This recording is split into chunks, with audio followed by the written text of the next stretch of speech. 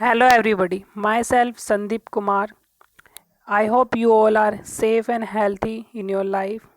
दोस्तों आज हम इस वीडियो में एमए इन पॉलिटिकल साइंस के असाइनमेंट के क्वेश्चन पर डिस्कशन करेंगे, जिसमें हम विस्तार से पितृसत्ता के बारे में जानेंगे।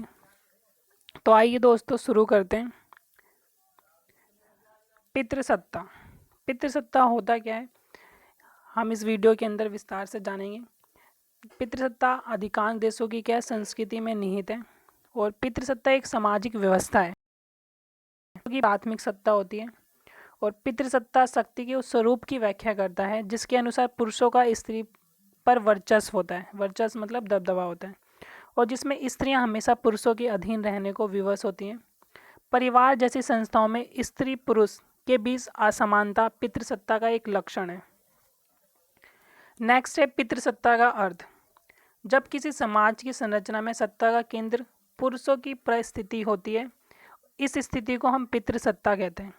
असल में पितृसत्ता एक ऐसी व्यवस्था है जिसमें परंपरा और व्यवहार के नियमों द्वारा स्त्रियों की तुलना में पुरुषों की शक्ति, अधिकारों और सत्ता को अधिक महत्व दिया जाता है। पितृसत्ता अंग्रेजी के पैट्रियार्की का हिंदी समानार्थी है। अंग्रेजी में ये शब्द यूनानी शब्द पैटर और आर्के को जोड़कर बना है। पैटर का अर्थ पितृ, पिता, और आर्के का अर्थ शासन होता है। इस प्रकार पैट्रियार्की का शाब्दिक अर्थ है पिता का शासन। आगे हमने कई सारे राजनीतिक विद्वानों के विचार लिखे हैं। सबसे पहले हम शुरू करते हैं कैट मिलेट के विचार। इन्होंने 1970 के दशक में पितृसत्ता शब्द का प्रयोग किया। इन्होंने समाजशास्त्री मैक्स वेबर की अधिपत्य की अवधारणा को विकसित करते हुए ये दलील दी कि संपूर्ण इतिहास में दोनों यौनों के बीच आधिपत्य तथा अधीनस्थ के संबंध रहे, जिसमें कि पुरुष ने अपने आधिपत्य का प्रयोग दो स्वरूप में किया है, सामाजिक सत्ता और आर्थिक सत्ता के द्वारा। फिर नेक्स्ट है लर्नर के विचार। लर्नर एक इतिहासकार हैं और उनके अनुसार पितृसत्ता परिवार में नारियों तथा बच्चों पर पुरुष आधिपत्य की अभिव्यक्ति तथा संस्थाकरण और समाज में आमतौर पर नारियों पर पुरुष आधिपत्य का विस्तारीकरण है।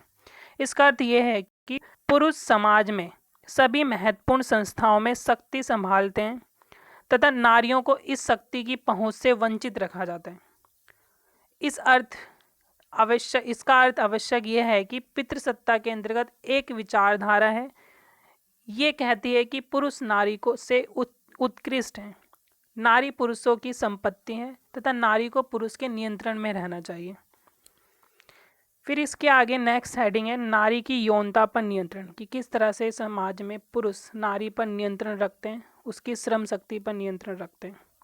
एक पत्नीत्व विवाह की संस्था के माध्यम से पितृसत्ता में नारी की यौनता पर नियंत्रण के अलावा नारी की श्रम शक्ति पर भी पुरुष का नियंत्रण होता है।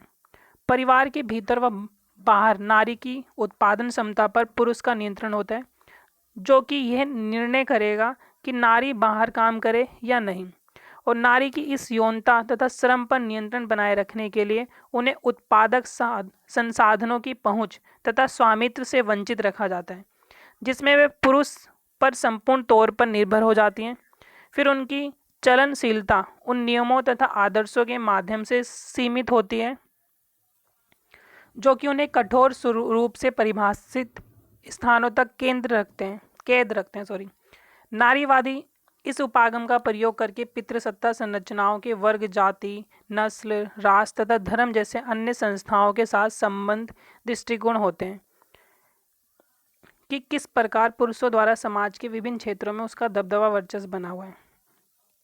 बेसिकली पितृसत्ता क्या है, किस तरह से समाज में पुरुषों के द्वारा हर क्षेत्र हो, चाहे वो सामाजिक क्षेत्र हो, चाहे राजनीतिक क्षेत्र हो, चाहे वो आर्थिक क्षेत्र हो, हर क्षेत्रों में पुरुषों का दबदबा कायम है और महिलाओं की तुलना में पुरुषों को ज़्यादा अधिकार दिए जाते हैं।